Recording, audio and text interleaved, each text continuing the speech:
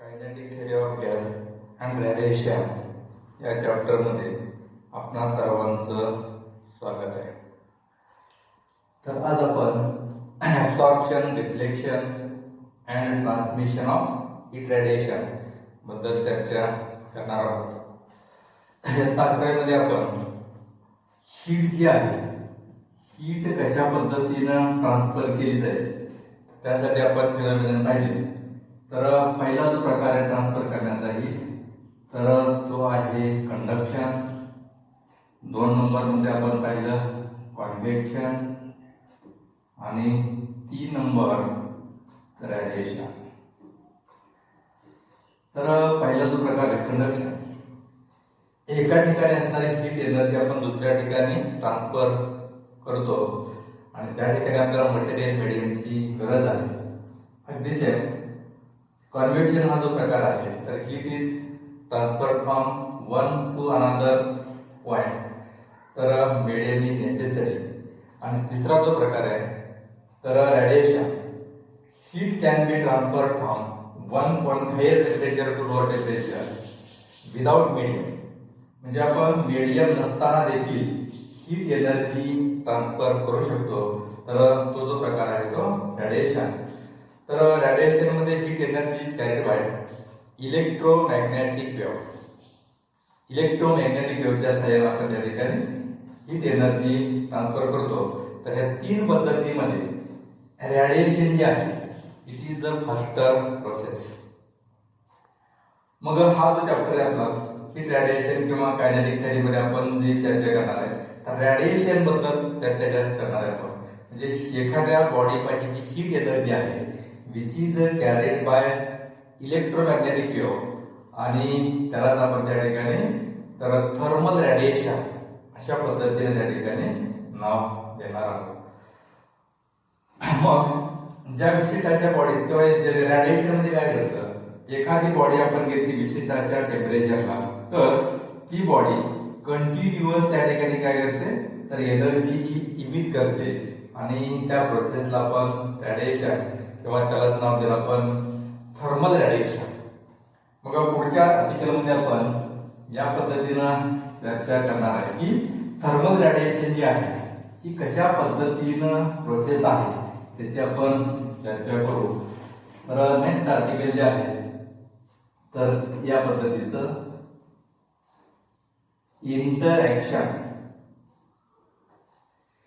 Interaction of thermal radiation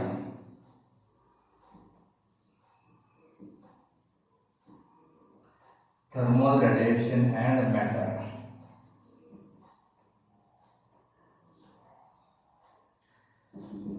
तर major आपण जे अब्सॉर्प्शन, डिफ्लेक्शन, ट्रान्समिशन हे जे फिनॉमिनन आहेत तर त्याचा आपण डिटेल स्टडी तर ह्या आर्टिकलच्या अंडरमध्ये आपण त्या ठिकाणी करणार आहोत. तर सुरुवातीला आपण त्या ठिकाणी एक टर्म माहित असणं गरजेचं आहे. तर what is the radiant energy. तर थर्मल रेडिएशन मध्ये आपण चर्चा करूया की एखाद्या बॉडी पासून जी हीट आहे ती कंटिन्युअस इमिट होते, इमिशन घडतं, आणि which is emitted by electromagnetic wave. Electromagnetic wave ती एनर्जी त्या ठिकाणी कॅरी करते आणि आपल्याला विदाउट मीडियम देखील आपण एनर्जी कॅरी करू शकतो किंवा व्हॅक्यूम मध्ये देखील आपण त्या ठिकाणी एनर्जी त्या ठिकाणी कॅरी केली जाईल.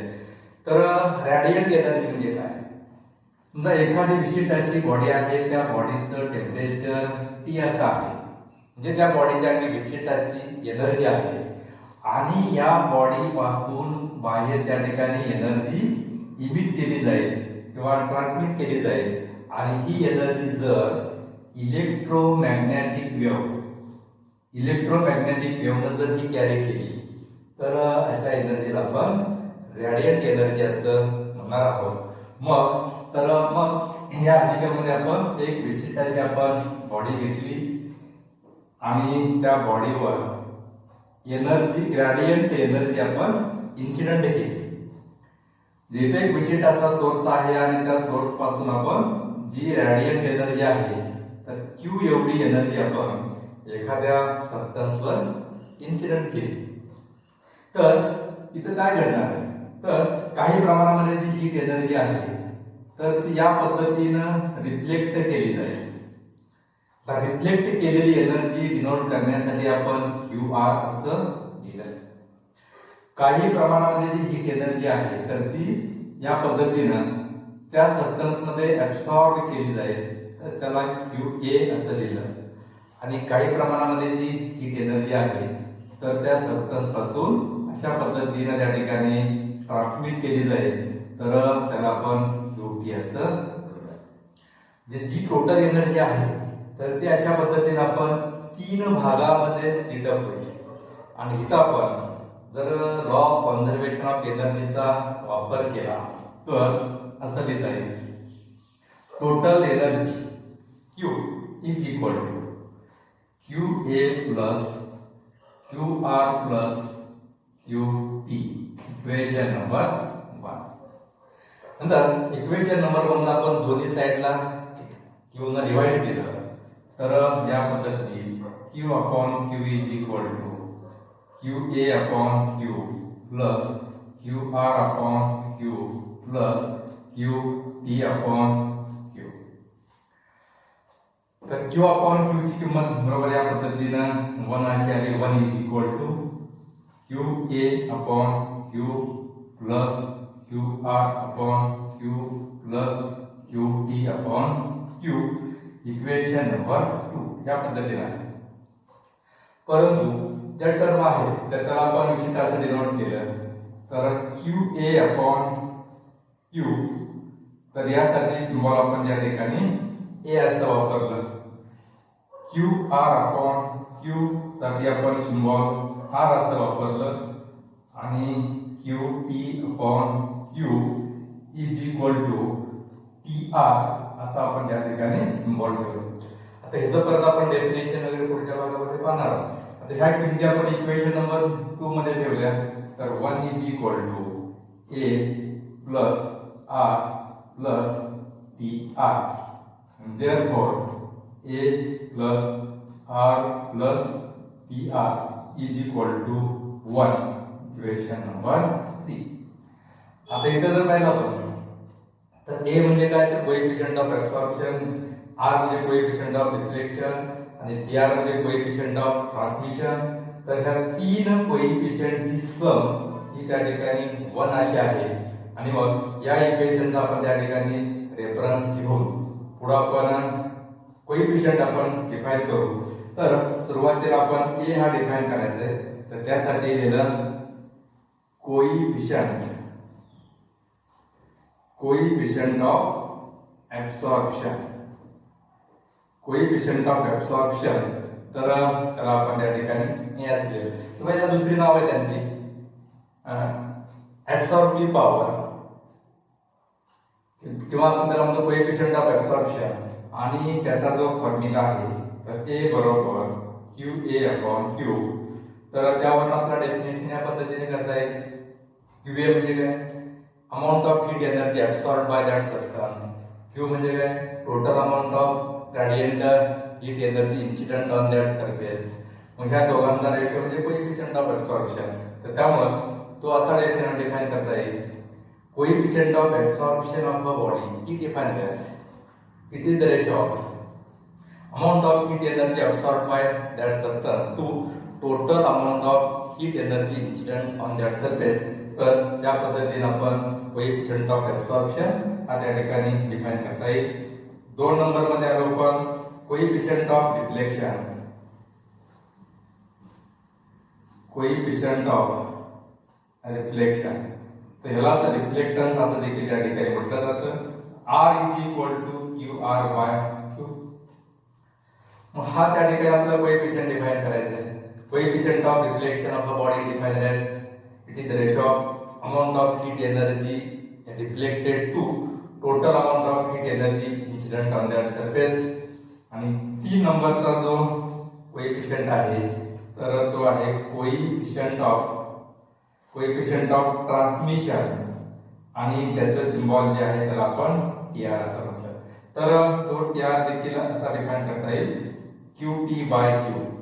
Coefficient of transmission of a body defined as it is the ratio of amount of heat energy transmitted to total amount of heat energy incident on that surface. तर अशा पद्धतीनं हे तीन कोएफिशियंटची आपण त्या ठिकाणी डेफिनेशन चर्चा केली. जर फॉर्म्युलामध्ये पाहिजे आपण A बरोबर is equal to Q A upon Q, R is equal to Q R upon Q, R is equal to Q T upon Q. तर थोडक्यामध्ये क्यू ए अपॉन क्यू, तर ह्या दोन्ही विशिष्ट अशा हीट एनर्जीज आहेत.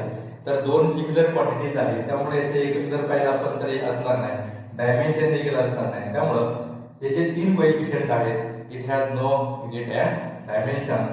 तर अशा पद्धतीने आपण तीन कोएफिशियंट झाल्यानंतर मग त्याची आपण त्या ठिकाणी एका इक्वेशनवर करणार आहे. A plus R plus T R is equal to 1 आणि ह्याच्यावरून आपण डिफरंट बॉडीची आपण चर्चा त्या ठिकाणी करणार आहोत. तर इक्वेशनाचं सगळे आपण आता A plus R plus T R is equal to 1 आणि ह्या इक्वेशन मध्ये मॉडिफिकेशन करत जायचं. तर सुरुवातीला मी या पद्धतीने मांडेल की इथं आपण समजा सगळे तर T R is equal to 1 म्हणजे कोएफिशियंट ऑफ ट्रान्समिशनची किंमत त्या ठिकाणी जर 1 असेल तर इथं काय करावं लागतं, मग ए इज इक्वल टू 0 असणं गरजेचं आहे, आर इज इक्वल टू 0 असणं गरजेचं आहे. मग जर आपण A is equal to 0, R is equal to 0 असं जर लिहिलं तर ती जी बॉडी आहे तर ती कुठल्याही पद्धतीमध्ये हीट एनर्जी ऍब्सॉर्ब करणार नाही, कुठल्याही पद्धतीची हीट एनर्जी त्या ठिकाणी रिफ्लेक्ट करणार नाही. जेवढी एनर्जी आपण त्या बॉडीवर इन्सिडेंट केलेली आहे तेवढीच्या तेवढी एनर्जी त्या ठिकाणी ट्रान्समिट केली जाईल. आणि जर 100% एनर्जी ट्रान्समिट झाली तर ती जी बॉडी आहे ती is a good transmitting body असं त्या ठिकाणी आपल्याला म्हणावं लागेल. तर मग ह्याचा वापर करून आता T R is equal to 1, तर हा कॉन्सेप्ट घेऊन आपण त्या ठिकाणी डिफरंट बॉडीज आपण त्या ठिकाणी डिफाईन करणार आहोत की जर असं घडलं T R not is equal to 0 म्हणजे T R is equal to 1 आपण अश्युम करतोय, परंतु जर समजा T R coefficient of transmission not is equal to 0 असं जर असेल तर त्या बॉडीला नाव दिलं जातं डायथर्मेनस बॉडी किंवा डायथर्मेनस सबस्टन्स. म्हणजे जी बॉडी हीट रेडिएशन ट्रान्समिट करते त्या बॉडीला डायथर्मेनस बॉडी असं म्हटलं जातं किंवा डायथर्मेनस सबस्टन्स असं आपण त्या ठिकाणी म्हणताय. जे एका म्हणजे त्या बॉडीवर हीट एनर्जी टाकल्यानंतर विशिष्ट अशी हीट एनर्जी त्या ठिकाणी काय केली जाईल, ट्रान्समिट केली जाईल, ट्रान्सफर केली जाईल. तर त्या बॉडीला डायथर्मेनस बॉडी असं त्या ठिकाणी म्हटलं जातं. उदाहरणं जर आपण त्या ठिकाणी पाहिली तर ग्लास किंवा त्या ठिकाणी क्वार्ट्स, तर ही जे सबस्टन्सेस आहेत तर ते डायथर्मेनसच्या पद्धतीचे आहेत. नंतर तर विचार आपण असा केला T R is equal to 0 म्हणजे coefficient of transmission is equal to 0. याचा अर्थ काय, तर ती बॉडी कुठल्याही पद्धतीची हीट एनर्जी ट्रान्समिट करणार नाही. मग जर त्या एखाद्या बॉडीचा कोएफिशियंट हा जर ट्रान्समिशनचा 0 असेल तर त्या बॉडीला अथर्मेनस बॉडी असं त्या ठिकाणी म्हटलं जातं. म्हणजे हीट रेडिएशन त्या ठिकाणी कुठल्याही पद्धतीनं ट्रान्समिट केले जात नाही. आणि उदाहरण जर आपण त्या ठिकाणी पाहिजे किंवा याला दुसरं नाव दिलं जातं ऑपेक्यू बॉडी, अथर्मेनस बॉडी किंवा ऑपेक्यू बॉडी. उदाहरण आपण त्या ठिकाणी घेतली तर इथं म्हणजे वूड आहे, वॉटरचा आपण एक्झाम्पल त्या ठिकाणी घेत आहे, कॉपर आहे, आयर्न आहे. तर त्या बॉडीमध्ये काय घडतं तर कुठल्याही पद्धतीची हीट एनर्जी ट्रान्समिट केली जात नाही. तर अशा बॉडीला अथर्मेनस बॉडी किंवा ऑपेक्यू बॉडी असं त्या ठिकाणी म्हटलं जातं. म्हणजे जो आपला मूळ इक्वेशन होतं A plus R plus T R is equal to 1 याच्यामध्ये आपण फक्त कोएफिशियंट ऑफ ट्रान्समिशनची किंमत 1 असतानाच्या बाबतीमध्ये आपण त्या ठिकाणी इथं असा विचार केला. आता हे बघा T R is equal to 0 असं तिथं होतं आपण त्यावेळेस काय असणार आहे, A plus R is equal to 1 असणार आहे, कारण तिघांची सम ही 1 असली पाहिजे. म्हणून टी आर ची किंमत 0 असेल तर त्यावेळेस कोएफिशियंट ऑफ ऍब्सॉर्प्शन आणि कोएफिशियंट ऑफ रिफ्लेक्शनची किंमत त्या ठिकाणी दोघांची पण बेरीज 1 असली पाहिजे.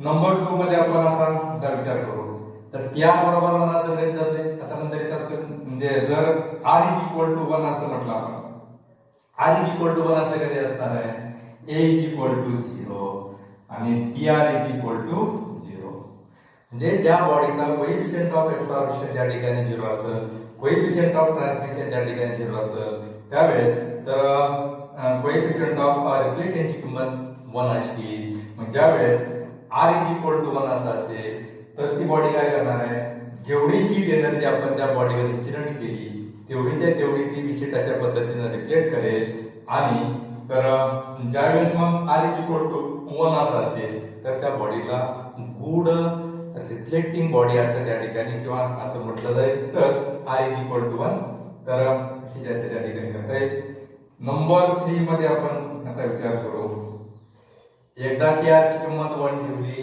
r ची किंमत 1 ठेवली नंतर a इज इक्वल टू 1 असं कधी असेल a इज इक्वल टू 1 तर a इज इक्वल टू 1 असण्यासाठी आपल्याला मग r इज इक्वल टू 0 असलं पाहिजे आणि tr इज इक्वल टू 0 असलं पाहिजे म्हणजे ज्या बॉडीचा कोएफिशियंट ऑफ रिफ्लेक्शन हा 0 आहे कोएफिशियंट ऑफ ट्रान्समिशन त्या ठिकाणी 0 आहे तर त्यावेळेस कोएफिशियंट ऑफ ऍब्सॉर्प्शन त्या ठिकाणी a इज इक्वल टू 1 असं असेल मग तर a इज इक्वल टू 1 म्हणजे कोएफिशियंट ऑफ ऍब्सॉर्प्शन जर 1 असेल तर अशा बॉडीला परफेक्ट ब्लॅक बॉडी असं म्हटलं जातं म्हणजे मग ह्या परफेक्ट ब्लॅक बॉडीचं काय वैशिष्ट्य आहे जेवढी एनर्जी आपण त्या बॉडीवर इन्सिडेंट करू तेवढीच्या तेवढी एनर्जी ऍब्सॉर्ब केली जाईल तर अशा बॉडीला ब्लॅक बॉडी किंवा परफेक्ट ब्लॅक बॉडी असं त्या ठिकाणी म्हटलं जाईल म्हणजे ज्या बॉडीचा कोएफिशियंट ऑफ ऍब्सॉर्प्शन हा युनिट आहे 1 आहे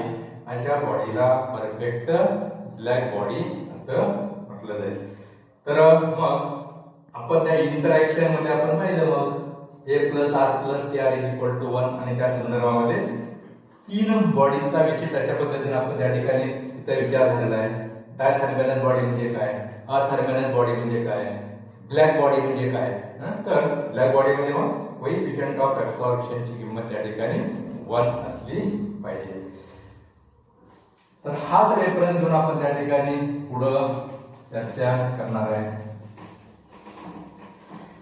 perfect black body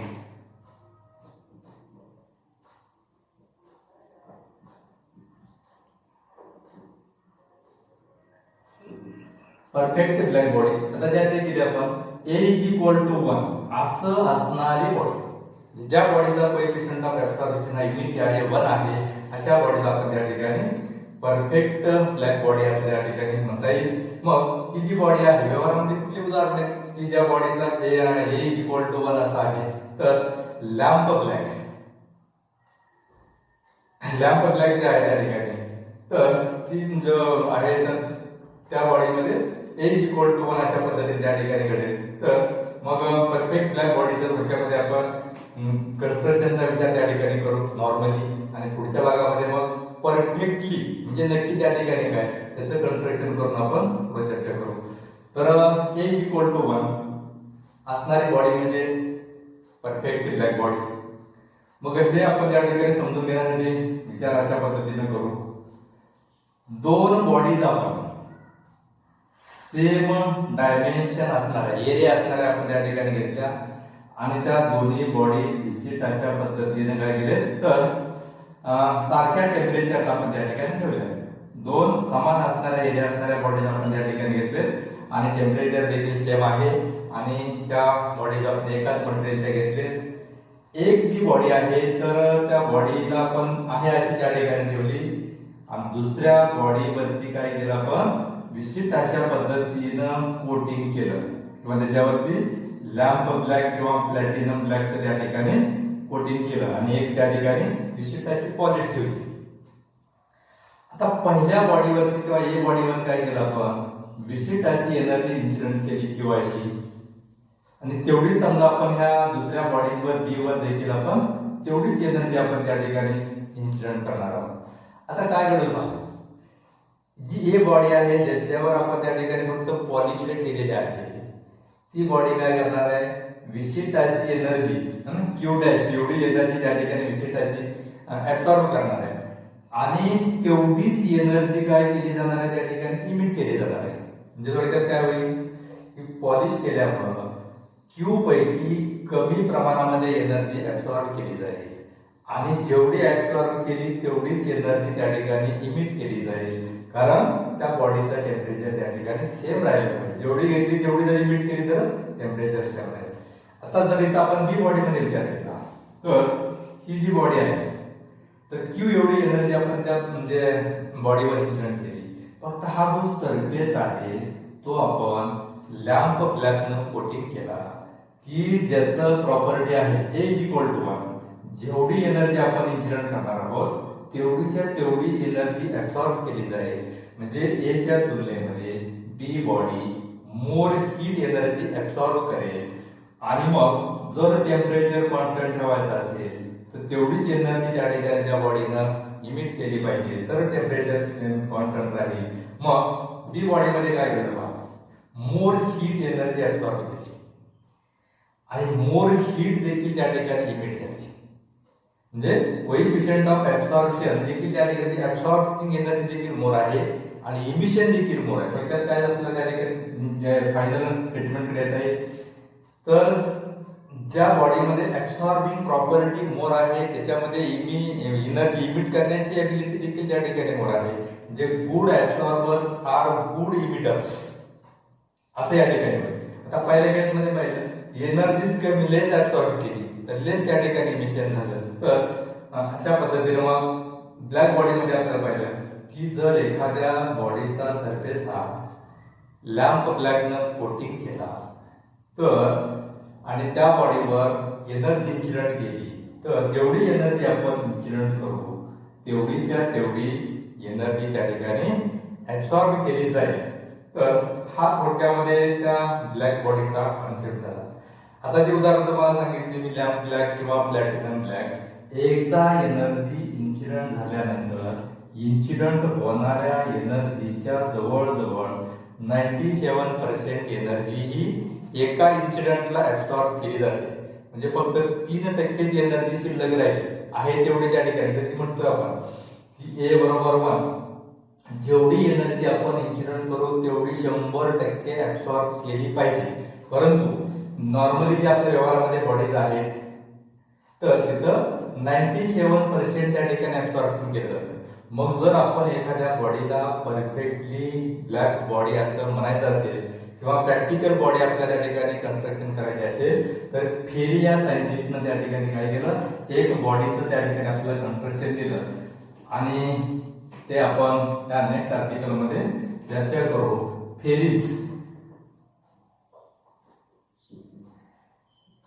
fairies perfect black body. तर फेरी या सायंटिस्ट आपल्याला तर ब्लॅक बॉडी 100% ऍब्सॉर्प्शन हे कसं त्या ठिकाणी होईल तर त्यासाठी एक कन्स्ट्रक्शन करून आपल्याला जे बॉडी कन्स्ट्रक्ट केलेले आहे तर त्याचं आपण कन्स्ट्रक्शन पाहू. तर एक अशा पद्धतीने आपण काय केलं, एक डबल वॉल्ड कंटेनर त्या ठिकाणी घेतलं.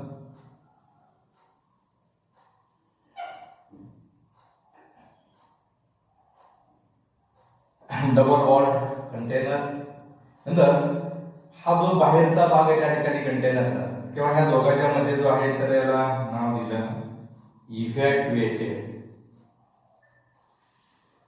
इव्हॅक्युएटेड स्पेस, निर्वात पोकळी आपण त्या ठिकाणी म्हणतो.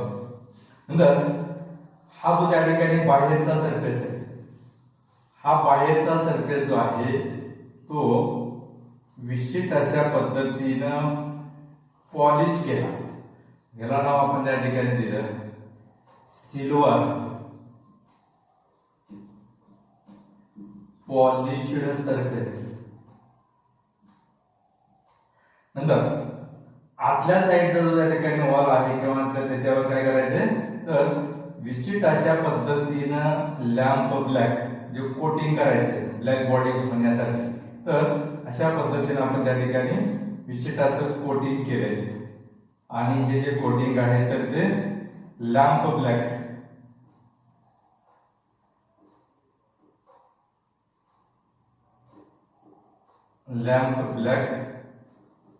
कोटिंग.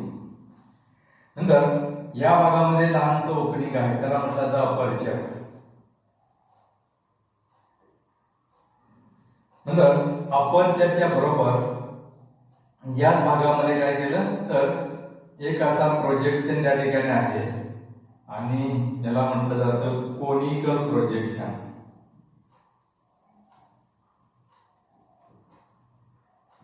कोनिकल प्रोजेक्शन आणि ह्या सरफेस कोनिकल प्रोजेक्शन वर तर या पद्धतीनं लाईट आपण तेव्हा हिट रेडिएशन इन्सिडेंट केले. इन्सिडेंट रेडिएशन हिट रेडिएशन आपण इन्सिडेंट त्या ठिकाणी त्या कोनिकल प्रोजेक्शन वर केले. तर इथं आल्यानंतर मग अशा पद्धतीने आपल्याला मल्टिपल रिफ्लेक्शन त्या ठिकाणी घडतात आणि एनर्जी जी आहे तर ती 100% त्या ठिकाणी ऍब्सॉर्ब केली जाईल. आता हे जे डायग्राम आपण त्या ठिकाणी पाहिजे प्रत्येक भागात आपण म्हणजे विशेषतः विचार करू तर फेरिस ब्लॅक बॉडीमध्ये काय झालं पण 2 वॉल्स आहेत. बाहेरचं वॉल त्या ठिकाणी सिल्वरनं पॉलिश केलं. आतलं जे वॉल आहे त्या ठिकाणी बरोबर त्याला लॅम्प ब्लॅकचं कोटिंग केलं.